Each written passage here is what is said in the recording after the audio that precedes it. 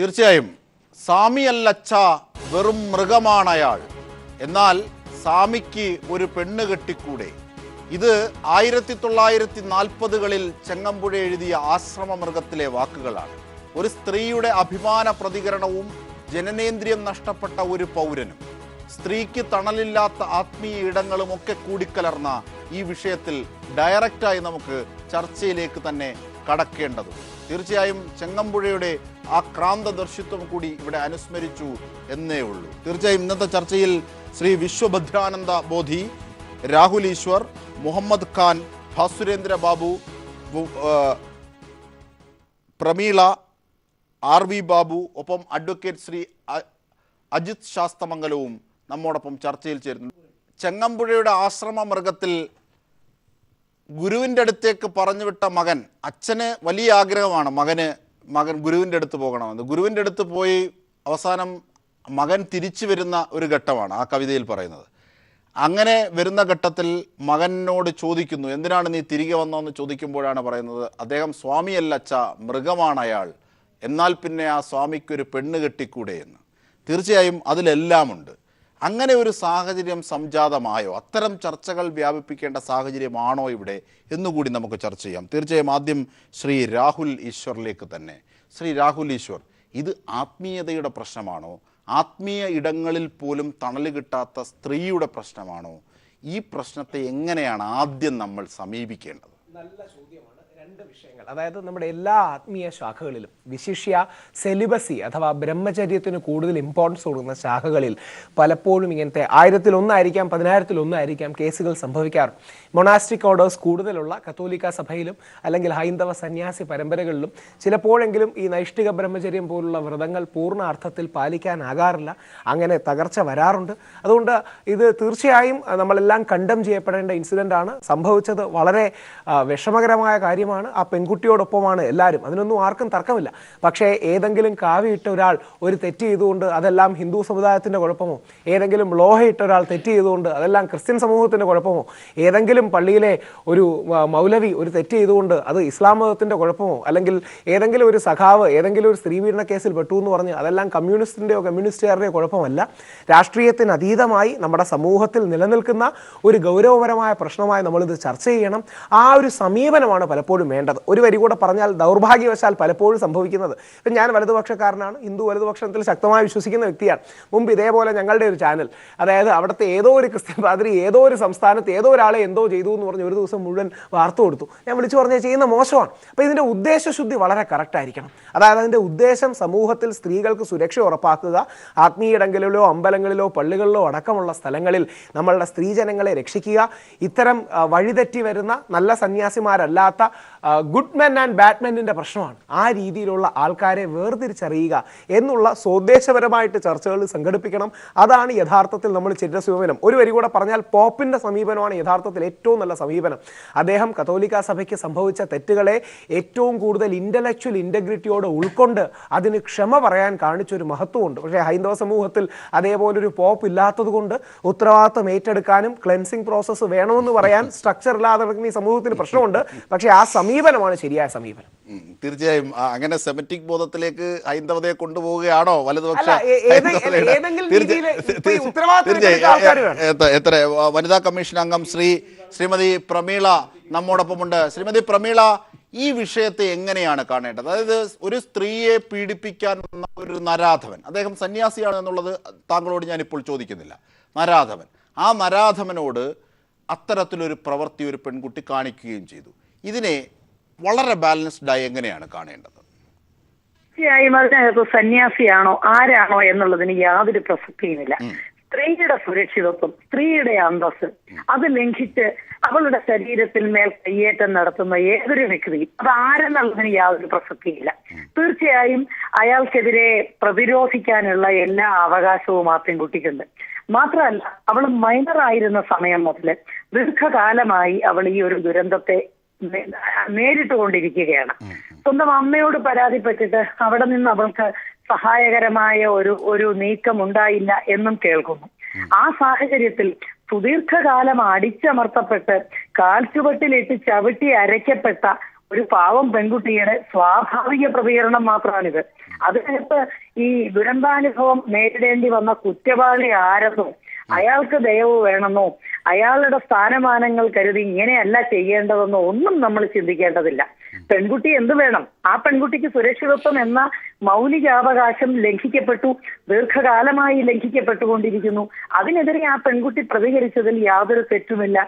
ഏതൊരു മനുഷ്യന്റെയും അവസാന ശ്രമം, അളമുട്ടിയാൽ കടിക്കാത്ത പാമ്പില്ല എന്ന് പറയും പോലെ അളമുട്ടിയ അവസ്ഥയിൽ അവൾ തിരിഞ്ഞു നിൽക്കുകയാണ് ചെയ്തത്. വളരെ സ്വാഭാവികമായ പ്രതികരണം മാത്രമല്ല, അനേകം സ്ത്രീകളും പെൺകുട്ടികളും നിശബ്ദമായി ഒരു മനുഷ്യായുസ് ഇത്തരം ദുരിതങ്ങൾ. പ്രമീള ദേവി സ്വമേധയാ മനുഷ്യാവകാശ കമ്മീഷൻ വനിതാ കമ്മീഷൻ കേസെടുത്തു.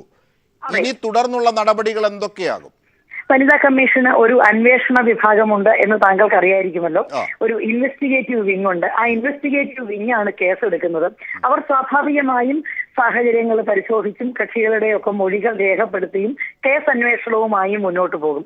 വനിതാ കമ്മീഷനെ സംബന്ധിച്ച് സ്ത്രീയുടെ സുരക്ഷിതത്വം ഉറപ്പാക്കുക, സ്ത്രീകൾക്ക് വേണ്ടി നിർഭയമായി നിഷ്പക്ഷമായി നിലനിൽക്കുക എന്നുള്ള ഒരൊറ്റ ലക്ഷ്യം മാത്രമേ ഉള്ളൂ. അത് തീർച്ചയായും ഭംഗിയായി തന്നെ വനിതാ കമ്മീഷൻ നിറവേറ്റും.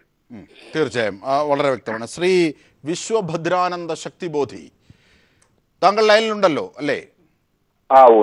അതായത് സുഖവും ദുഃഖവും ഒരു നാണയത്തിൻ്റെ ഇരുവശങ്ങളാണ്. ബുദ്ധൻ നമ്മളെ പ്രലോഭിപ്പിച്ചത് അങ്ങനെയാണ്. കൃഷ്ണന്റെ ചിരിയും അതെ. തീർച്ചയായും അങ്ങനെ സുഖവും ദുഃഖവുമല്ലാത്ത അവസ്ഥ, അങ്ങനെ അവബോധത്തിൻ്റെ അവസ്ഥ, ഈ അവസ്ഥയിലാണ് ആത്മീയത, ഇന്ത്യൻ ആത്മീയത, ആധ്യാത്മികതയൊക്കെ രൂപം കൊള്ളുന്നത്. അങ്ങനെയാണ് പറയുന്നത്, അങ്ങനെയാണ് വെയ്പ്പ്. അവിടെ ഒരു സ്ത്രീക്ക് ഇടമില്ലാതാകുന്നു. അവളെ അവിടെയും ശരീരക്കെട്ടായി കാണുന്നു. എങ്ങനെ ഇത് സംഭവിക്കുന്നു? അല്ല, ഇത് എങ്ങനെ സംഭവിച്ചു എന്ന് ചോദിച്ചാൽ അതിന് ഉത്തരം ഇത്ര മാത്രമേ ഉള്ളൂ. ഈ അവബോധത്തിൽ ജീവിക്കുന്നു എന്ന് അഭിമാനിക്കുന്ന, അല്ലെങ്കിൽ അങ്ങനെ പ്രസംഗിക്കുന്ന, അങ്ങനെ എഴുതുന്ന എല്ലാ ആളുകളും ഇത് ചെയ്യുന്നത് ശരീരത്തിൽ ഇരുന്നുകൊണ്ടാണ് എന്നുള്ളത് തന്നെയാണ്. ഒരു ശരീരമുള്ള മനുഷ്യനെ അവബോധത്തിലെത്താൻ പറ്റൂ. പക്ഷെ പലരും വാക്കിൽ അവബോധത്തിലെത്തുകയും ജീവിതത്തിൽ ശരീരത്തിൽ മാത്രമായിരിക്കുകയും ചെയ്യുന്നു എന്നുള്ളതാണ് ഇതിന്റെ യഥാർത്ഥ പ്രശ്നം. ശ്രീ രാഹുൽ ഈശ്വർ മുമ്പോട്ട് വെച്ചു, ഹൈന്ദവതയ്ക്കൊരു പോപ്പില്ലാത്തത് കൊണ്ട് തീർച്ചയായും ഇപ്പോൾ ഫ്രാൻസിസ് മാർപ്പാപ്പ എടുക്കുന്നത് പോലെ ചില വിപ്ലവകര കാര്യങ്ങൾ, പരിണാമത്തെ അംഗീകരിക്കുന്നു, പിന്നെ സ്ത്രീകളുടെ പ്രശ്നം, സ്ത്രീയുടെ കാൽ കഴുകി കുടിക്കണം, കാൽ കഴുകി ചുംബിക്കണം, ഇത്തരത്തിലുള്ള ആചാരങ്ങൾ, ഇങ്ങനെയുള്ളത് ഒരു പോപ്പില്ലാത്തതുകൊണ്ട് ഇവിടെ നടക്കുന്നില്ല എന്ന്. യഥാർത്ഥത്തിൽ ശരീരമെന്ന യാഥാർത്ഥ്യത്തെ അതിജീവിക്കാനാകില്ല എന്ന ശാസ്ത്രീയ വസ്തുതയാണോ, അല്ലെങ്കിൽ ബ്രഹ്മചര്യം എന്നത് വൈരാഗ്യം സംഭവിക്കൽ എന്നത് പ്രായോഗികമായി നടക്കാത്ത ഒരു സംഭവമാണ് എന്നാണോ വായിക്കേണ്ടത്? ബ്രഹ്മചര്യം അപ്രായോഗികമാണ് എന്ന് പറയാനാവില്ല. പക്ഷെ അലൈംഗികത അപ്രായോഗികമാണ് എന്ന് തീർത്തും പറയേണ്ടി വരും. കാരണം ബ്രഹ്മചര്യം എന്നുള്ള വാക്കിന്, ബ്രഹ്മം എന്നുള്ള ശബ്ദത്തിന് ഈശ്വരൻ എന്നുള്ള അർത്ഥം എടുത്താൽ ഈശ്വരനിൽ മനസ്സ് ചേർത്ത് ജീവിക്കുക എന്നാണ്. അപ്പൊ ഈശ്വരനിൽ മനസ്സ് ചേർത്ത് ജീവിച്ച ഒരുപാട് ആളുകൾ ലോകചരിത്രത്തിൽ ഉണ്ട്. അവരൊക്കെ വിവാഹിതരായിട്ടുള്ള ആളുകളുണ്ട്. മഹർഷിമാര് തന്നെ ഭൂരിഭാഗം പേരും വിവാഹിതരായിരുന്നു. ഒന്നും രണ്ടും കല്യാണം കഴിച്ചിരുന്ന ആളുകളായിരുന്നു. മുഹമ്മദ് നബിയെ പോലുള്ള പ്രവാചകന്മാര് അങ്ങനെ ജീവിച്ചിരുന്ന ആളുകളായിരുന്നു. അപ്പോ അവരൊക്കെ ഈശ്വരനിൽ മനസ്സ് ചേർത്തുകൊണ്ട് തന്നെ ലോകകാര്യങ്ങളിൽ ഇടപെട്ടിരുന്ന ആളുകളാണ്. യഥാർത്ഥത്തിൽ അവരൊക്കെ കേൾക്കാനുണ്ടോ? പറഞ്ഞോളൂ, കേൾക്കാം. അവരൊക്കെ ബ്രഹ്മചാരികളാണ് എന്ന് പറയാം. ഇപ്പോ സ്വാമി ആത്മാനന്ദ എന്ന് പറയുന്ന കാലടിയിലെ അദ്വൈതാശ്രമം സ്ഥാപിച്ച അദ്ദേഹം തന്നെ ശ്രീകൃഷ്ണൻ ബ്രഹ്മചാരിയാണ് എന്ന് പറഞ്ഞ് ലേഖനം എഴുതിയിട്ടുണ്ട്. അതിന് അദ്ദേഹം അതിൻ്റെതായ പ്രമാണങ്ങളും ഉദ്ധരിക്കുന്നുണ്ട്. അപ്പോ ഈശ്വരനിൽ ചരിക്കുക എന്നുള്ള അർത്ഥത്തിൽ ബ്രഹ്മചര്യം വിവാഹം കഴിക്കുന്നോ ഇല്ലയോ എന്നുള്ളതിനെ അടിസ്ഥാനാക്കിയല്ല നിശ്ചയിക്കേണ്ടത്. പിന്നെ മറ്റൊരു ബ്രഹ്മചര്യത്തിനുള്ള അർത്ഥം വിദ്യാഭ്യാസ കാലം എന്നാണ്. വിദ്യാഭ്യാസ കാലത്ത് ആരും സാധാരണ ഇത്തരം കാര്യങ്ങളിൽ കൂടുതൽ താല്പര്യം കാണിക്കാറില്ല. കാരണം പഠനത്തിലാണ് ശ്രദ്ധ എന്നുള്ള അർത്ഥത്തിൽ, പഠനത്തിൽ ശ്രദ്ധ കേന്ദ്രീകരിക്കുന്ന കാലം എന്നുള്ള അർത്ഥത്തിലാണ് ഏറ്റവും പ്രാചീനമായ വൈദിക പ്രാമാണിക ഗ്രന്ഥങ്ങളിൽ ബ്രഹ്മചര്യ ശബ്ദം ഉപയോഗിച്ചിട്ടുള്ളത്. ബ്രഹ്മചര്യ ശബ്ദം എന്ന് പറയുന്നത് ഒരു അലൈംഗിക ജീവിതം എന്നുള്ള അർത്ഥത്തിലാണ്. തീർച്ചയായും ശ്രീ ബോധി അതാണ്, അതായത് ഇപ്പോൾ സെക്സ് ടു സൂപ്പർ കോൺഷ്യസ്നെസ് എന്നൊക്കെ ഓഷോ എഴുതിയതുപോലെ ഉള്ള കാര്യങ്ങളല്ല. അതായത് ഒരു സ്ത്രീയും പുരുഷനും തമ്മിലുള്ള ശാരീരികമായ ജൈവ പ്രക്രിയയെ അതിജീവിക്കാൻ, അതായത് ശരീരത്തെ അതിജീവിക്കാൻ ചെയ്യുന്ന ആ ബ്രഹ്മചാര്യത്തിൻ്റെ ആ ഭാഗത്തെയാണ് ഞാൻ സൂചിപ്പിച്ചത്. അങ്ങനെ സാധ്യമോ? അങ്ങനെയുള്ള ഒരു കെട്ടുപാടല്ലേ ഒരുപക്ഷേ ചില കേന്ദ്രങ്ങൾ, എല്ലാ മതങ്ങളുടെയും ഇത്തരം കേന്ദ്രങ്ങളിൽ ഇങ്ങനെയൊക്കെ ഉണ്ടാകുന്നത്? തീർച്ചയായിട്ടും. കാരണം അടിച്ചമർത്തപ്പെടുന്ന കാമം വികൃതമായ രീതിയിൽ ആവിഷ്കാരം തേടും എന്നുള്ളത് കൊണ്ടാണ് പെർവെർട്ടഡ് സെക്സ് എന്ന് പറയുന്നത്. അപ്പോ ഈ പെർവെർട്ടഡ് സെക്സ് തന്നെയാണ് ഇപ്പോ ഈ സ്വാമി എന്ന് പറയുന്ന ഗംഗേശാനന്ദ തീർത്ഥപാദർ എന്ന് അറിയപ്പെടുന്ന ശ്രീഹരി എന്ന് ഇപ്പോൾ അദ്ദേഹത്തെ ഗംഗേശാനന്ദ തീർത്ഥപാദ തിരുവടികൾ എന്നൊക്കെ വിളിച്ചിരുന്നവർ തന്നെ ഇപ്പോൾ ശ്രീഹരി എന്ന് മാത്രം പറയാൻ ഇഷ്ടപ്പെടുന്ന ആൾക്കും ഉണ്ടായിട്ടുള്ളത് എന്നാണ് എന്റെ അഭിപ്രായം. തീർച്ചയായും ഹിന്ദു ഫിലോസഫിയുടെ ഒരു കൃത്യം പൊസിഷൻ ഉണ്ട്. സെലിബസി ഇമ്പോസിബിൾ ആണെന്നല്ല. പലപ്പോഴും ഇന്നത്തെ കാലത്തിൽ ബ്രഹ്മചര്യത്തെ ഡയലൂട്ട് ചെയ്യാൻ വേണ്ടിയാണ് ബ്രഹ്മം ഗോഡാണെന്ന് പറയുന്നത്. കത്തോലിക്ക സഭയിലും നമ്മുടെ സഭയിലും അടക്കം, അല്ലെങ്കിൽ ഹിന്ദു പ്രസ്ഥാനങ്ങളിലും അടക്കം വിവേകാനന്ദൻ ബ്രഹ്മചാരിയാണ്. ഏറ്റവും കൂടുതൽ വിവേകാനന്ദന്റെ കൃത്യം ഇത് എല്ലാവർക്കും പറ്റില്ല. ഒരു 1 മില്യൺ ആണ്. അതായത് അവർ പറയുന്നത് kundalini energy, sexual energy store ചെയ്യുമ്പോൾ അത് നട്ടലിലൂടെ റൈസ് ചെയ്യുമെന്നും ഓജസ്സായതിൽ ബ്രെയിനിൽ സ്റ്റോർ ചെയ്യപ്പെടുമെന്നാണ്. ഇത് ശരിയോ തെറ്റോ എന്നുള്ളതല്ല, പക്ഷേ ഇത് വളരെ കൃത്യമായൊരു പരമ്പരയുണ്ട്. ആ പരമ്പരകളെ നിഷേധിച്ചുകൊണ്ടാവരുത്. അത് പറ്റുന്ന 1 മില്യൺ ആയിരിക്കും. കത്തോലിക്ക സഭയിൽ അടക്കം, അല്ലെങ്കിൽ ഹൈന്ദവ മറ്റുള്ളവരിൽ ഫോഴ്സ്ഫുൾ, അതെ, മറ്റുള്ളവരിൽ അങ്ങനെ പലപ്പോഴും അങ്ങനെ ചെന്ന് തെറ്റിപ്പെടാറുണ്ട്. അല്ലല്ല, ശരിയാണ്, അങ്ങനെ ചെന്ന് തെറ്റിപ്പെടാറുണ്ട് അങ്ങനത്തെ ആൾക്കാർ. അപ്പൊ അങ്ങനത്തെ ആൾക്കാരെ മാറ്റുകയും ആ പ്രക്രിയ വേണം. ആ പ്രക്രിയ കത്തോലിക്ക സഭയിൽ നല്ലൊരു പ്രക്രിയ ഉണ്ട്. ഇപ്പൊ അവർ തന്നെ 1-2 പ്രശ്നങ്ങൾക്ക് ശേഷം എല്ലാവരുടെയും ഈ പ്രീ ഡിസ്പോസിഷൻ എന്താണെന്ന് അറിഞ്ഞു മാത്രമേ വൈദിക വൃത്തിയിലേക്ക് വരാവൂ. വീട്ടുകാരൻ നേർച്ച നേരുന്നോണ്ട് നിങ്ങൾ പള്ളിയിലച്ഛനാകാൻ കഴിയില്ല എന്നൊരു സ്റ്റാൻഡ് ഇപ്പോൾ എടുക്കുന്നുണ്ട്. ഹൈന്ദവ സമൂഹത്തെ ഒരു സ്ട്രക്ചർ ഇല്ലെന്നേ ഉള്ളൂ. പക്ഷേ ബ്രഹ്മചര്യമില്ല. ഞാൻ എനിക്ക് ബ്രഹ്മചര്യം പറ്റില്ല, ഞാൻ ആ ക്വാളിറ്റി ഉള്ള വ്യക്തിയല്ല. പക്ഷേ അങ്ങനെ ഒരു സിസ്റ്റം ഉണ്ട്, അത് അൺനാച്ചുറൽ ആണ് എന്ന് പറയുന്നതിന് അർത്ഥമില്ല. തീർച്ചയായും അതിലെ മുനയും മനസ്സിലായി. തീർച്ചയായും ശ്രീ മുഹമ്മദ് ഖാൻ, അതായത് മതങ്ങൾക്കോ ആശയങ്ങൾക്കോ ഒന്നും ഒരു പ്രശ്നമില്ല, ഇത് ഉപയോഗിക്കുന്ന ചില വ്യക്തികൾക്കാണ് പ്രശ്നം. ഇതാണ് രാഹുൽ ഈശ്വറും ശ്രീ ശക്തിബോധിയും കണ്ടത്. രണ്ട് വെയിലാണ് എങ്കിൽ പോലും എങ്ങനെയാണ് ഇതിനെ സമീപിക്കേണ്ടത്? ഇത് നമ്മളിപ്പം ഈ ഹരിസ്വാമിയെ മാത്രം കുറ്റം പറഞ്ഞിട്ട് കാര്യമില്ല. കാരണം വിശ്വാസം എന്ന തലത്തിലാണ് ഇത് കൊടികൊള്ളുന്നത്. ഈ ഹരിസ്വാമി കഴിഞ്ഞ 10 വർഷമായി ആ വീട്ടിലുള്ള ആളാണ്. ഇയാൾക്ക് എങ്ങനെയാണ് ആ വീടുമായിട്ട് യാതൊരുവിധ കുടുംബ ബന്ധമില്ലാത്ത ഒരാൾക്ക് 10 വർഷം നിരന്തരമായി അവിടെ കയറിയിറങ്ങാൻ സാധിച്ചത്? എന്തിൻ്റെ അടിസ്ഥാനത്തിലാണ്? ആ യൂണിഫോമിൻ്റെ അടിസ്ഥാനത്തിലാണ്. ഈ യൂണിഫോം ഉണ്ടാക്കി കൊടുക്കുന്ന വില. അപ്പോൾ ഇങ്ങനെ യൂണിഫോം ഇട്ട് കഴിഞ്ഞാൽ എവിടെയും അതിക്രമിച്ച് കയറി എന്തും ചെയ്യാം എന്നതിൻ്റെ ലൈസൻസായി ഇത് മാറുന്നു. ലോഹയിട്ടവൻ, കുപ്പായമിട്ടവൻ, ഇവനൊക്കെയാണ് ഇതൊക്കെ ചെയ്യുന്നത്. ഇവർക്ക് ആരെ അധികാരം കൊടുത്തിട്ടുള്ളത്? ഈ മതമാണ്, ഈ മതവിശ്വാസമാണ്. ഈ കുട്ടിയുടെ അമ്മ എന്തിനാ അവനെ വിളിച്ചോണ്ട് പോയത്? അവിടെ പൂജ നടത്താനും ആത്മീയ ചികിത്സ നടത്താനും. നിങ്ങൾ നോക്കൂ, 21-ാം നൂറ്റാണ്ടിൽ നിന്നുകൊണ്ട് ഒരു കുടുംബത്തിനകത്ത് ആത്മീയ ചികിത്സ നടത്താൻ വേണ്ടിയിട്ട് ഈ കേരളത്തിൽ ആളുകൾ തയ്യാറെടുക്കുന്നുവെങ്കിൽ ആളുകളെ കുറ്റം പറയാൻ പറ്റുമോ? മതത്തിന് കുറ്റം പറയാൻ പറ്റുമോ? മതത്തിനെ മാറ്റി നിർത്താൻ പറ്റുമോ? എന്തെങ്കിലും പ്രശ്നം വരുമ്പോൾ മതം ഇങ്ങനൊന്നും അല്ല. ഇതൊക്കെ ആളുകളുടെ കുഴപ്പമെന്ന് പറഞ്ഞാൽ എങ്ങനെ വിശ്വസിക്കുക? മതത്തിന്റെ കുഴപ്പം തന്നെയാണ്. മതമാണ് ആ വീട്ടിലേക്ക് ഇയാളെ ആനയിച്ചത്. ഏറ്റവും വലിയ കുറ്റക്കാരും മതവും മതവിശ്വാസവും തന്നെയാണ്. ഇത് പോകാത്തിടത്തോളം കാലം ഇങ്ങനെ സ്വാമിമാരും ആസ്വാമിമാരും ഉണ്ടായിക്കൊണ്ടേയിരിക്കും. ഇവർ ആനന്ദിച്ചുകൊണ്ടേയിരിക്കും. എന്താ ആനന്ദിക്കുന്നത്? ഇങ്ങനെയാണോ ആനന്ദിക്കേണ്ടത്? ആ കുട്ടിയുടെ മനോവേദന നിങ്ങൾ നോക്കൂ. ആ കുട്ടി അമ്മയോട് പറയുകയാണ്, ഇയാൾ എന്നെ പീഡിപ്പിക്കുന്നുവെന്ന്. ഈ കുട്ടി ഈ പറഞ്ഞ വാക്കുകൊണ്ട് അയാളെ മാറ്റി നിർത്താതിരിക്കാൻ അമ്മയ്ക്കുണ്ടായ പ്രചോദനം എന്താണ്? വിശ്വാസം.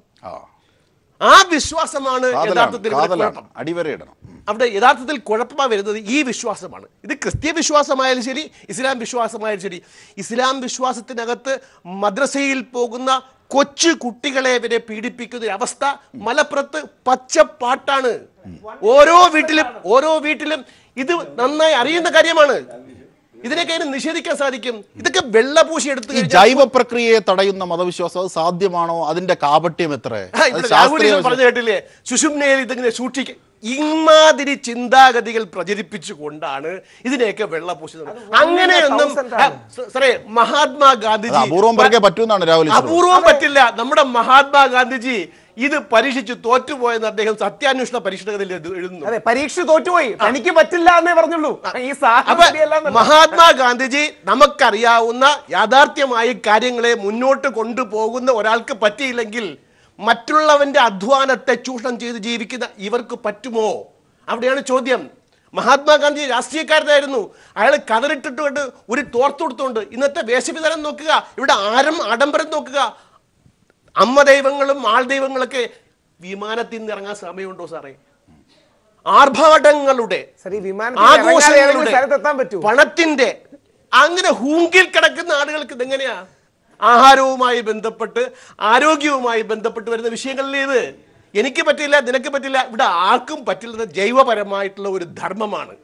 അതായത് ഞാൻ വളരെ പച്ചയായി പറയാം, സ്വയംഭോഗം ചെയ്യാത്ത, സ്വപ്നസ്കലനം ഉണ്ടാകാത്ത ആണുങ്ങളെ കുറിച്ചുള്ള സർവേ നടത്തട്ടെ, സ്റ്റഡി നടത്തട്ടെ, കിട്ടട്ടെ റിപ്പോർട്ട്. Negative ആയിരിക്കേ report. ഈ രാഹുൽ ഈശ്വർ പറയുന്ന പോലല്ല. പറ്റുമെന്ന് പറഞ്ഞാൽ പറ്റാത്ത കാര്യമാണ്. എനിക്ക് തുപ്പലുണ്ടാകുമോ? എനിക്ക് ബ്ലഡ് ഉണ്ടാകുമോ? എനിക്ക് ചേതോ വികാരങ്ങൾ ഉണ്ടാകുമോ? എങ്കിൽ ഇതും ഉണ്ടാകും. ഇല്ലാത്ത കേസുണ്ടെങ്കിൽ അയാൾ അബ്നോർമലാണ്. അബ്നോർമാലിറ്റി ആണോ ഇത്? ഇത് നോർമാലിറ്റിയാണ് സുഹൃത്തെ. ഈ നോർമാലിറ്റി അബ്നോർമാലിറ്റി എന്ന് പറഞ്ഞു കഴിഞ്ഞാൽ ഈ പറ്റിപ്പാണ് ഇമാതിരി കാര്യങ്ങൾക്ക് വളം വെച്ചു കൊടുക്കുന്നത്. ഇതിനെ വെള്ളപൂശ ദയവേത്. ആ കുട്ടിയുടെ മനോഭാവം ഒന്ന് ആലോചിച്ച് നോക്കൂ. കയറ്റാൻ പാടില്ല എന്ന് പറഞ്ഞിട്ട് അകത്തേക്ക് പ്രവേശിപ്പിക്കുന്ന ഈ മതവിശ്വാസം കേരളത്തിലെ ഓരോ കുട്ടിക്കും താക്കീതാണ്. ആ കുട്ടി അങ്ങേയറ്റം എന്തുകൊണ്ട് ഈ കുട്ടിക്ക് ഇങ്ങനെ ചെയ്യേണ്ടി വന്നു? തീർച്ചയായും ശ്രീ ഭാസുരേന്ദ്ര ബാബു, ആത്മീയ ഇടങ്ങൾ ചൂഷണ കേന്ദ്രങ്ങളാകുന്ന ഒരു വ്യവസ്ഥിതി അതൊന്ന്, അത് ഹിന്ദുവിൻ്റെ ആകട്ടെ ക്രിസ്ത്യാനിയാകട്ടെ എല്ലാം കണക്കാണ്. പണ്ട് കബീർദാസ് തന്നെ പറഞ്ഞതാണെന്ന് തോന്നുന്നു, എല്ലാ നായികളും ഓരിയിടുന്നത് ഒരേ ശബ്ദത്തിലാണെന്ന്. കുറച്ച് കണ്ടതല്ല, അതിനെ അദ്ദേഹം ആത്മീയ നിർവ്വാണം എന്ന് പറയുമ്പോൾ എല്ലാ വിളക്കുകളും കെടുന്നു, അതിനെ ഡീഗ്ലാമറൈസ് ചെയ്യാൻ വേണ്ടിയിട്ടാണ് അത്തരം പ്രയോഗങ്ങൾ. അത് താങ്കൾക്കറിയാം തീർച്ചയായും. അങ്ങനെയാണെങ്കിൽ ഇവിടെ ലിംഗം മുറിഞ്ഞു പോയ ഒരു പൗരൻ്റെ വിഷയമുണ്ട്, ആക്രമിക്കപ്പെട്ട പ്രതിരോധിച്ച ഒരു സ്ത്രീയുടെ വിഷയമുണ്ട്, തണലില്ലാത്ത ആത്മീയ ഇടങ്ങൾ, സ്ത്രീ സ്വത്വബോധത്തിന് നേരെ ആക്രമണത്തിൻ്റെ മുനകൾ ചാർത്തുന്ന മുഖമുണ്ട്. എങ്ങനെയാണ് താങ്കൾ ഇതിനെ നിരീക്ഷിക്കുന്നത്? അല്ല, ഒരു സന്യാസിയായി വരുന്നയാൾ ലൈംഗിക അപജയങ്ങൾ, അങ്ങനെയാണ് വാക്ക് പ്രയോഗിക്കാൻ കഴിയുമെങ്കിൽ അദ്ദേഹം പറയുന്നത് പോലെ, അങ്ങനെയാണെങ്കിൽ അത് വലിയ വാർത്തയാവുന്നുണ്ടല്ലോ. അതുകൊണ്ടാണല്ലോ വാർത്തയാവുന്നത്. കാശി മഠാധിപതി വലിയ മോഷണം നടത്തി, നാം ചർച്ച ചെയ്തില്ലല്ലോ. അതേസമയം കാശി മഠാധിപതി പോലെയുള്ള ആളുകൾ ലൈംഗിക പ്രവർത്തനത്തിൽ ഏർപ്പെടുന്ന നാം ചർച്ച ചെയ്യും. അതിന് കാരണം അവർ തന്നെ പറയുന്നത് അതവർ ചെയ്യില്ല എന്നും ആ മഠത്തിൻ്റെയൊക്കെ അടിസ്ഥാന പ്രമാണം അത് പാടില്ല എന്നുമാണ്. ഏത് പാടില്ല എന്ന് പറയുന്നത് മിക്കവാറും സംഭവിച്ചു കൊണ്ടിരിക്കുന്നു എന്ന ഇദ്ദേഹത്തിൻ്റെ വാദം ഞാൻ അംഗീകരിക്കുകയാണ് ചെയ്യുന്നത്.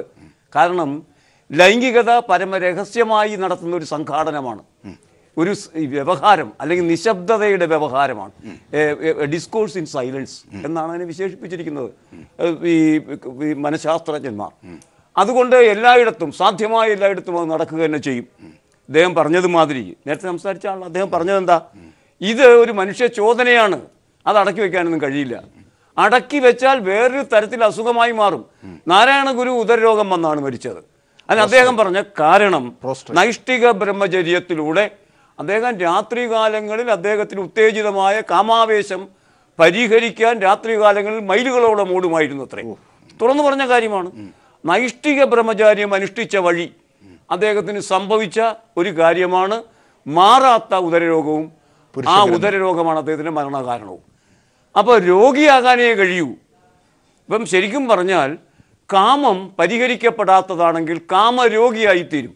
ഒന്നുകിൽ ഓടി വിവശനായി ഉദരരോഗിയായി നാരായണ ഗുരുവിൻ്റെ സമാധി മാതിരി അദ്ദേഹത്തിനാകാം.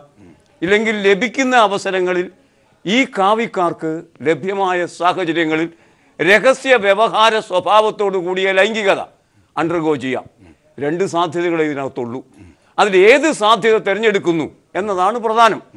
ഞാൻ പറയുന്നത് ഈ സ്വാമി തിരഞ്ഞെടുത്ത വഴിയാണ് രാഹുലീശ്വർ കരുതുന്ന മാതിരി ബഹുഭൂരിപക്ഷം മൊണാസ്ട്രികളിൽ നടക്കുന്നത് അത് ബുദ്ധന്മാരുടേതാകട്ടെ, അല്ലെങ്കിൽ കത്തോലിക്കരുടേതാകട്ടെ, ഹിന്ദുക്കളുടേതാകട്ടെ, മുസ്ലിങ്ങളുടേതാകട്ടെ, അല്ല അതെ, അപ്പൊ കുറെ കൂടി വ്യവഹാര നിബദ്ധമായ മതമാണത്. അതുകൊണ്ട് കുറെ കൂടി ശാരീരിക പരിഗണനകൾക്ക് അടുത്താണത്.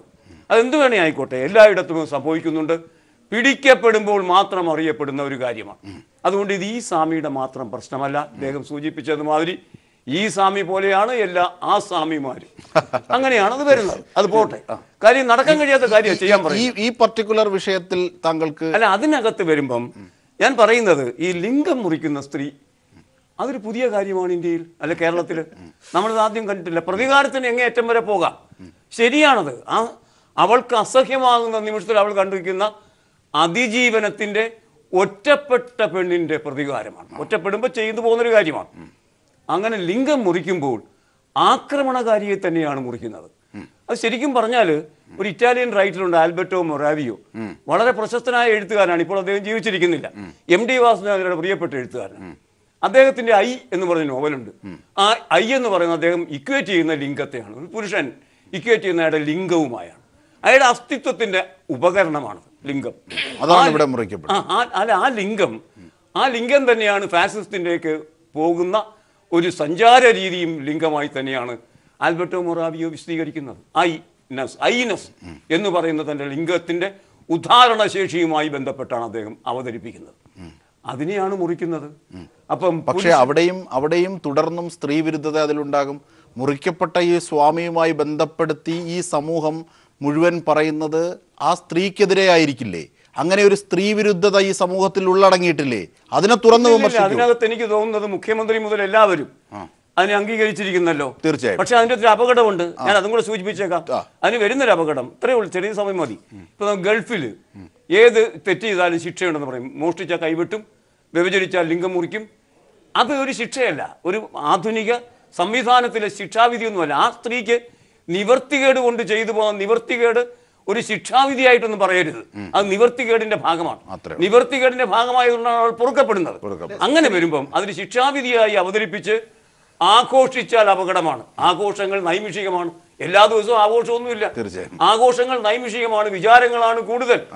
ആ സമയത്തെ നാം ആഘോഷങ്ങൾക്ക് വിട്ടുകൊടുത്താൽ ആളുകൾ നിയമം കയ്യിലെടുത്താൽ മതി എന്ന് വിചാരിക്കും. അതാണ് തീർച്ചയായും. നമുക്ക് നിയമത്തിന്റെ പരിപ്രേക്ഷ്യത്തിൽ ഇത് കാണാം. ശ്രീ അഡ്വക്കേറ്റ് അജിത് ശാസ്തമംഗലം, അതായത് നിയമത്തിന്റെ പരിപ്രേക്ഷ്യത്തിൽ ഈ നടന്ന സംഭവത്തെ എങ്ങനെയൊക്കെയാകും വിവക്ഷിക്കപ്പെടുക തുടർന്നുള്ള ദിവസങ്ങളിൽ? 1. 2, നമുക്കറിയാം ഒരു നരാധമൻ പിന്തുടർന്നപ്പോൾ ട്രെയിൻ ബോഗിയിൽ നിന്ന് ചാടി അല്ലെങ്കിൽ ആക്രമിച്ചപ്പോൾ ചാടി മരിക്കുകയോ തള്ളിയിടുകയോ ഒക്കെ ചെയ്തപ്പോൾ നിയമത്തിൻ്റെ വലിയ സൗന്ദര്യം പറഞ്ഞ് നിങ്ങൾ ആ പ്രതിയെ വധശിക്ഷയിൽ നിന്ന് പിൻവലിച്ചു. ഇത് ജനകീയ വികാരമാണ്. അതാണ് ഞാൻ താങ്കളോട് സൂചിപ്പിച്ചത്. ഇത്തരത്തിലൊരു ഒരുപാട് പശ്ചാത്തലമുണ്ട്. അങ്ങനെയാണെങ്കിൽ നിയമത്തിന്റെ പരിപ്രേക്ഷ്യത്തിൽ താങ്കൾ എങ്ങനെയാണ് ഇതിനെ കാണുന്നത്? ശ്രീ അജിത് ശാസ്ത്രി, ഞാനൊരു അഭിഭാഷകൻ എന്നുള്ള നിലയിലാണ് തീർച്ചയായും എന്നുള്ള നിലയിൽ ഞാൻ ഉത്തരം പറയാം. തീർച്ചയായും ഈ കേസിന് 2 മാനമുണ്ട്. ഒന്ന്, ഇദ്ദേഹത്തിന് ഈ സ്വാമിക്ക് ആ വീട്ടിൽ ആക്സസ് കൊടുത്തു. സ്വാമിയാണെങ്കിലും he is made of bone and flesh. പെണ്ണിനെ കണ്ട അയാൾക്ക് ഇഷ്ടം വരും. പെണ്ണിന് ആരോഗ്യവും സൗന്ദര്യമുള്ളൊരു പെണ്ണിൻ്റെ അടുത്ത് നിന്ന് അയാൾക്ക് വികാരം വരും. ഇത് ഫണ്ടമെൻ്റലായിട്ടുള്ള ഹ്യൂമൻ ഫാക്ടറാണ്. അതാണ് മിസ്റ്റർ മുഹമ്മദ് ഖാൻ പറഞ്ഞത്.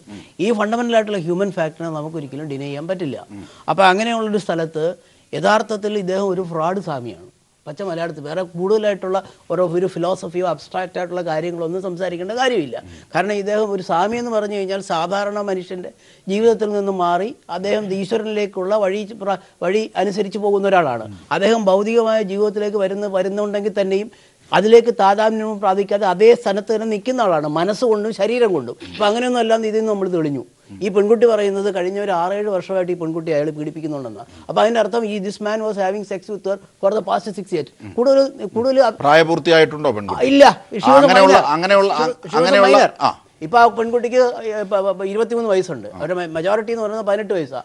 6 വർഷം പുറകോട്ട് പോകുമ്പോഴത്തേക്ക് probably at the age of 13-14 ഗുരുതരം it is rape. Statutory rape അല്ലേ അത്? സെക്ഷൻ 375 അനുസരിച്ച് റേപ്പ് ബലാത്സംഗമാണത്. ഇപ്പോൾ ഒരു പെൺകുട്ടി താല്പര്യപൂർവ്വം ഇഷ്ടപ്രകാരവും ഞാനുമായിട്ട് ലൈംഗികമായിട്ട് ബന്ധപ്പെട്ട് കഴിഞ്ഞാൽ ആ പെൺകുട്ടി 16 താഴെയാണെങ്കിൽ അത് റേപ്പാണ്.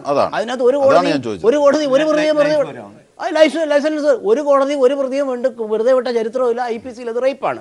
ഇതാണ് ഇവിടെ സംഭവിച്ചിട്ടുള്ളത്. പക്ഷേ ഇതിനകത്തുള്ള വേറൊരു വശം, നിർവശം ഈ പെൺകുട്ടി അയാളെ ലിംഗം അറുത്ത് കളഞ്ഞു. ഈ സംഭവത്തെ ഇത് ഒരു ദിവസം കൊണ്ട് നടന്ന സംഭവമല്ല, നമ്മൾ ഈ വികാരം കൊള്ളണ്ട. ഈ ഫാക്സിൻ്റെ 2 സ്ഥലത്തു നിന്നുള്ള 2 പേരുടെ സ്റ്റേറ്റ്മെൻ്റ് ഉണ്ട്, നമ്മൾ വായിച്ചെടുക്കണം. ഒന്ന്, ഈ പെൺകുട്ടി കയ്യിൽ she was having A very sharp knife. അത് ഈ ഷാർപ്പ് നൈഫ് ഇദ്ദേഹം ബലാത്സംഗം ചെയ്തപ്പോൾ ചെയ്യാൻ പോയപ്പോഴത്തേക്ക് ഈ പെൺകുട്ടി എടുത്തതല്ല. ഷീ ഗോട്ട് ഇറ്റ് ഏർലിയർ എന്ന് വെച്ചാൽ അതിൻ്റെ അർത്ഥം എന്താ? നിങ്ങൾ തന്നെ വായിച്ചോണ്ടാൽ മതി, ഞാനത് എക്സ്പ്ലെയിൻ ചെയ്യുന്നില്ല. കേൾക്കുന്ന ആൾക്കാർക്ക് എന്നെ പോലെ ബുദ്ധിയുണ്ടല്ലോ, അപ്പോൾ നിങ്ങൾക്കത് വായിക്കാം. She got it earlier. ഞാൻ ആ പെൺകുട്ടിയെ കുറ്റം പറയുകയല്ല. എന്തോ ആവട്ടെ, that you may read what ever it is, this is A planned act. അപ്പോൾ ദാറ്റ് മീൻസ് പിന്നെ ഈ മുറിച്ചിരിക്കുന്ന ഇദ്ദേഹത്തിന്റെ ശരീരത്തിൽ വേറൊരു ഭാഗത്ത് മുറിവില്ല. ആരുടെ? സ്വാമിയുടെ ഉണ്ടോ? ഇല്ല. അദ്ദേഹത്തിന്റെ വിരലിലൊരു മുറിവുണ്ട്. അദ്ദേഹത്തിന്റെ വിരലിൽ ഒരു മുറിവുണ്ട്. ഒരു നല്ല ഷാർപ്പ് കട്ട് ഇൻസൈസ്ഡ് വൂണ്ട് അയാളുടെ വിരലിലുണ്ട്. അത് ഈ വെപ്പണിൽ നിന്ന് തന്നെയാണ് ഉണ്ടായിട്ടുള്ളത്. പിന്നെ ഉണ്ടായിട്ടുള്ള മുറിവെന്ന് പറയുന്നത് ഒരു 80% അയാളുടെ പെനിസ് കട്ട് ഓഫ് ആയി പോയി. അപ്പോൾ 80% ഓളം പെനിസ് കട്ട് ഓഫ് ആകാനായിട്ട് ആക്സസ് വരണമെന്നുണ്ടെങ്കിൽ എന്തായിരിക്കണം അതിനകത്തുണ്ടായിട്ടുള്ള കാര്യങ്ങളെന്ന് സാമാന്യ ബോധമുള്ളവർക്ക് മനസ്സിലാകും. നമ്പർ 1. പിന്നെ രണ്ടാമത്തെ കാര്യം, ഇതിനകത്തുള്ള ഒരു ഏറ്റവും ഇമ്പോർട്ടൻ്റ് ആയിട്ടുള്ള ആസ്പെക്ട് എന്ന് പറയുന്നത്, ഇപ്പോൾ നേരത്തെ നമ്മുടെ ഡബിങ് ആർട്ടിസ്റ്റ് ഭാഗ്യലക്ഷ്മിയും പറ്റും പറയുന്നതുപോലെ, this is a hallmark of a great sociological change in the outlook of women against men. പെണ്ണുങ്ങൾ ഇത്രയും ബോൾഡ് ആയിരുന്നല്ലോ ഒരു കാലത്തും. ഇത് നമ്മൾ ആ രീതിയിൽ വേണം നമ്മൾ ഇതിനെ നോക്കിക്കാണാം. ഞാനൊരു അഭിഭാഷകനാണ്, ഇത് എൻ്റെ സബ്ജക്റ്റ് അല്ല, പക്ഷേ ഇതൊരു ഭയങ്കര സോഷ്യോളജിക്കൽ അവേക്കനിങ് ആണ്. അതിനെ ഞാൻ വെൽക്കം ചെയ്യുന്നു. അതിന് ഞാൻ സാധാരണ ഒരു മനുഷ്യൻ എന്നുള്ള നിലയിൽ ഐ റിയാക്ട് ദാറ്റ്. ഇപ്പൊ ബസ്സിൽ വെച്ച് ഒരു പെൺകുട്ടിയെ കയറി പിടിച്ചാൽ, പണ്ട് പെൺകുട്ടി മിണ്ടാൻ നിൽക്കും, ഇപ്പൊ പെൺപിള്ളേരെല്ലാം കൂടി അവനെ അടിച്ചു കൊല്ലും. അത് ഒരു വലിയൊരു സോഷ്യോളജിക്കൽ റിയാക്ഷൻ. തീർച്ചയായും ഞാനിതിനെ കാണുന്നത് ഇത് നമ്മുടെ പ്രോഗ്രസിലേക്കുള്ള ഒരു വഴിയാണ്. പെൺകുട്ടികൾ സിവിലൈസ്ഡ് ആവണം, അവർ റിയാക്ട് ചെയ്യണം, അവർ കാര്യങ്ങൾ പറയണം. സമയപരിമിതിയുണ്ട്. പ്ലീസ് മുഹമ്മദ് ഖാൻ, ശ്രീ രാഹുൽ ഈശ്വർ. തീർച്ചയായും ചർച്ച തുടരുമ്പോൾ ശ്രീ രാഹുൽ ഈശ്വർ, ആശ്രമങ്ങളെയും കാവ്യയെയും അതുമായി ബന്ധപ്പെട്ട ജൈവ പ്രക്രിയകളെ എതിർക്കുന്നതിനെയും ഒക്കെയാണ് ആക്രമിക്കേണ്ടത്. അത് മുസ്ലിമിൻ്റെതായാലും ക്രിസ്ത്യാനിയുടേതായാലും ഹിന്ദുവിൻ്റെതായാലും. ഇതാണ് ശ്രീ മുഹമ്മദ് ഖാൻ മുമ്പോട്ട് വെച്ചത്. മോഡേൺ ആയ താങ്കൾക്ക് എന്തുകൊണ്ട് അതിനെ തള്ളിപ്പറയുന്ന ഒരു കാര്യം പറഞ്ഞുകൂടാ? ശ്രീ മുഹമ്മദ് ഖാന്റെ നിലപാട് തറ എത്തീസ്റ്റ് നിലപാട് തറയാണ്. അതിന് യാതൊരു തെറ്റുമില്ല. പക്ഷെ ആ നിരീശ്വരവാദ നിലപാട് തറയിൽ നിന്ന് മതങ്ങളെല്ലാം മോശമാണെന്ന് പറയാൻ കിട്ടുന്ന ഒരു അവസരം കളയുന്നില്ല എന്നേ ഉള്ളൂ. ഇപ്പം ജൂലിയൻ അസാഞ്ചെ എത്തീസ്റ്റ് ആണ്, അദ്ദേഹത്തിനെതിരെ റേപ്പ് കുറ്റം വന്നു. അത് മുഹമ്മദ് ഖാന്റെ തെറ്റാണോ, അല്ലെങ്കിൽ ഇവർ വിശ്വസിക്കുന്ന എത്തീസ്റ്റിന്റെ തെറ്റാണോ? അതും വ്യക്തികളുടെ ഫ്ലോകളാണ്. ഇനി ബ്രഹ്മചര്യത്തിന്റെ ഫിലോസഫി ആണെങ്കിൽ വിവേകാനന്ദൻ ബ്രഹ്മചാരിയാണ്. 1896 രാജയോഗ പുസ്തകത്തിൽ അദ്ദേഹം പ്രത്യേകം എടുത്തു പറയുന്നുണ്ട്, പലപ്പോഴും തെറ്റായ രീതിയിൽ ബ്രഹ്മചര്യം ചെയ്യുമ്പോൾ പെർവേർഷനിലേക്ക് പോവും, മാഡ്നസിലേക്ക് പോവും. പക്ഷേ ബ്രഹ്മചര്യം പറ്റുന്നവർ ചെയ്താൽ മതി, അത് 1 in a million ആയിരിക്കും. അങ്ങനെയാണ് പണ്ടത്തെ ഇത് പറയുന്നുണ്ടെങ്കിലും ഇതിന്റെ സെറ്റപ്പ് മുഴുവൻ ക്രിയേറ്റ് ചെയ്തിരിക്കുന്നത് എങ്ങനെയാണ് ശ്രീ രാഹുൽ? ഇതിന്റെ നിങ്ങൾ എന്ത് ചെയ്യുന്നു? നിങ്ങൾ ആ സമൂഹത്തിൽ നവോത്ഥാനം കാംക്ഷിക്കുന്ന ആളാണെങ്കിൽ സത്യസന്ധമായി അദ്ദേഹത്തിന്റെ 2 വിഷയങ്ങളുണ്ട്. ഇത് ഇംപ്ലിമെന്റേഷനിൽ ഒരുപാട് ഫ്ലോ വരും. 2, ഹൈന്ദവ സമൂഹത്തിൽ തുറന്നു പറഞ്ഞാലുള്ള വലിയൊരു പ്രശ്നം, നല്ലൊരു പള്ളിയിലച്ഛൻ അല്ലെങ്കിൽ പള്ളിയിലച്ഛനാകാൻ 12 വർഷം പഠിക്കണം, മൗലവിയാകാൻ അടിസ്ഥാന ട്രെയിനിങ് ഉണ്ട്. ഒരു ഹിന്ദു സന്യാസിയാകാൻ 100 രൂപയ്ക്ക് കാവ്യ എടുത്തിട്ട് ആർക്കും ആവാം, പുറകെ ഒരു ആനന്ദ എന്ന പേര് വിട്ടാൽ മതി. ഇതൊരു വലിയ ഇഷ്യൂ ആണ്. തിരുവിതാംകൂർ മഹാരാജൊക്കെ ഇരുന്നപ്പോൾ ഞങ്ങൾ ഒരു ഹിന്ദു സമുദായത്തിന്റെ കൂടി എന്തെങ്കിലും ഇതിനൊരു മെഷർമെന്റ് ഉണ്ടാക്കണം. കാര്യം ആർക്ക് വേണമെങ്കിലും ആകാം. എന്നിട്ട് ആരെങ്കിലും എന്തെങ്കിലും തെറ്റ് ചെയ്താൽ എല്ലാവരുടെയും പേരിൽ വരും. അപ്പൊ ഇതിനൊരു സ്ട്രക്ചർ ഇല്ല. അതുകൊണ്ടാണ് പറയുന്നത് ഒരു സെമിറ്റിക് സ്വഭാവത്തോടെ ഒരു വെർട്ടിക്കൽ സ്ട്രക്ചർ വേണ്ട, ഒരു സെമി സ്ട്രക്ചർഡെങ്കിലും ആക്കിയില്ലെങ്കിൽ ഈ കാര്യങ്ങൾ എങ്ങനെ പരിഹരിക്കും? ആരഡ്രസ് ചെയ്യും? ഇത് ശരിക്കും എന്താ സംഭവിക്കുന്നത്? ഏറ്റവും ആരാധനയാണ് എനിക്ക് പന്മനാശിവരി ആശ്രമങ്ങളോട്. എന്തെങ്കിലും തെറ്റ് പറ്റിയാൽ അവരെന്നല്ല എല്ലാവരും ഇയാളെ ഞങ്ങൾക്ക് പരിചയമില്ല എന്ന് പറഞ്ഞ് കൈയൊഴി. ഇതിനപ്പുറം റെസ്പോൺസിബിലിറ്റി ടേക്ക് ചെയ്യാൻ ആരുമില്ല. പ്രധാനമായ വിഷയം ഈ രാഹുൽ ഈശ്വർ എല്ലാ മീഡിയയിലും ചെന്ന് പറയുന്നത് ശബരിമലയിൽ സ്ത്രീകളെ പ്രവേശിപ്പിക്കാൻ പാടില്ല. ഞാൻ ഈ മതത്തിന്റെ കാര്യം പറയുമ്പോഴത്തെ എന്നെ അടച്ചാക്ഷേപിക്കുന്ന അവിടെ നിൽക്കട്ടെ. ഈ രാഹുൽ ഈശ്വർ സ്ത്രീകളോട് എടുക്കുന്ന നിലപാട്, മതമെടുക്കുന്ന നിലപാടിന്റെ നേർ പകർപ്പാണ്. ശബരിമലയിൽ സ്ത്രീകൾ പ്രവേശിപ്പിക്കാൻ പാടില്ലെന്ന് പറയുന്ന ആശാനാണ് ഇവിടെ നിന്ന് പറയുന്ന യുക്തിവാദികൾ. അങ്ങനൊന്നുമല്ല. നിങ്ങൾ പറയുന്ന രീതിയിൽ വിശ്വാസികൾ അങ്ങനെയാണ്. നിങ്ങൾ പറയുന്നു സ്ത്രീകളെ 2ാം കിട പൗരരായി കാണുന്ന ഒരു നിലപാട് നിങ്ങൾക്കുണ്ടോ? നിങ്ങൾ ഡൈവേർട്ട് ചെയ്യാൻ നോക്കണ്ട. ശബരിമലയിൽ സ്ത്രീകൾക്ക് പ്രവേശിക്കാൻ അധികാരമുണ്ടോ? അവർക്ക് എന്താണ് കുഴപ്പം? ഈ നാടുനികളെ നടന്ന് സ്ത്രീകളെ ശബരിമലയിൽ പ്രവേശിപ്പിക്കാതിരിക്കാൻ വേണ്ടി ആഘോരാത്രം പണിപ്പെടുന്ന ആളാണ്. ഈ മനോഭാവം അവകാശമാണ്. സ്ത്രീ സ്വാതന്ത്ര്യം അർഹതി, സ്ത്രീക്ക് സ്വാതന്ത്ര്യം വേണ്ട. അങ്ങനെ പറയുന്ന ആളുകള് ഇവളെ കാമത്തിന് വേണ്ടി ഉപയോഗിക്കുമ്പോൾ അതിന്റെ പകർപ്പാണ് സുഹൃത്തെ ഇത്. അതിന്റെ രീതിയാണിത്. കാര്യം രണ്ടാം കിട പൗരായി എങ്ങനെ തീരുമാനിക്കും?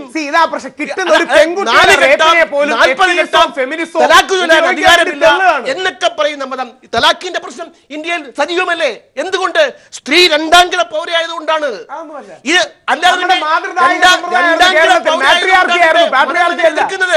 സ്ത്രീക്കും പുരുഷനും വ്യത്യാസമുണ്ടെന്ന് കൽപ്പിച്ചുകൊണ്ട് സ്ത്രീ രണ്ടാം തരമായി കാണുമ്പോൾ ലൈംഗികമായി എവിടെ വ്യത്യാസം? വ്യത്യാസം. അതായത് നിങ്ങൾ വ്യത്യാസമില്ലേ? ബയോളജിക്കൽ വ്യത്യാസം ഉണ്ടെങ്കിൽ മാനസികമായ വ്യത്യാസമാണെന്നാണോ? അന്തസ്സിന്റെ വ്യത്യാസമാണെന്നാണോ? ഇതിന്റെ ബയോളജിക്കലായി വ്യത്യാസം ഉണ്ടെങ്കിൽ പ്രകാരം വ്യത്യാസം വേണമെന്നാണ് ചോദ്യം. ബയോളജിക്കൽ വ്യത്യാസമുണ്ട്. എത്ര പെൺകുട്ടികൾ ആണുങ്ങളെ റേപ്പ് ചെയ്യുന്ന നിങ്ങൾ ന്യൂസ് വായിച്ചിട്ടുണ്ട്? നിങ്ങൾ ബയോളജിക്കൽ വ്യത്യാസം ആര് പറഞ്ഞു? ബയോളജിക്കൽ വ്യത്യാസം ഉണ്ടെങ്കിൽ എങ്ങനെ നോക്കിക്കാണണം? നീതിയുക്തമായി നോക്കിക്കാണണം എന്നുള്ള പ്രധാന ചോദ്യമാണ് ഇവിടെ വരുന്നത്. ശരിയാണ്. Parallel lines never collide. തീർച്ചയായും സ്ത്രീപക്ഷമായ രീതിയിലേക്ക് കാര്യങ്ങൾ ഉയരണം എന്ന ആവശ്യം തീർച്ചയായും ഈ ഘട്ടത്തിൽ പൂർവകാല ശക്തിയോടുകൂടി അല്ലെങ്കിൽ അത്തരം രീതിയിൽ തന്നെ അതിനെ പരിഗണിക്കണം. അതുകൂടി ആത്മീയ ഇടങ്ങൾ ഇത്തരത്തിൽ സ്ത്രീവിരുദ്ധമാകുന്നതിന് കാരണമാകുന്നു എന്ന നിരീക്ഷണത്തെ തള്ളിക്കളയാനാകില്ല. പക്ഷേ ഇവിടുത്തെ പ്രശ്നം എന്ത് എന്ന് ഫുൾ സ്റ്റോപ്പ് ഇടാതെ ജനങ്ങൾക്ക് മുമ്പിലേക്ക് തീർച്ചയായും ചർച്ചയിൽ പങ്കെടുത്തവർക്കൊക്കെ നന്ദി.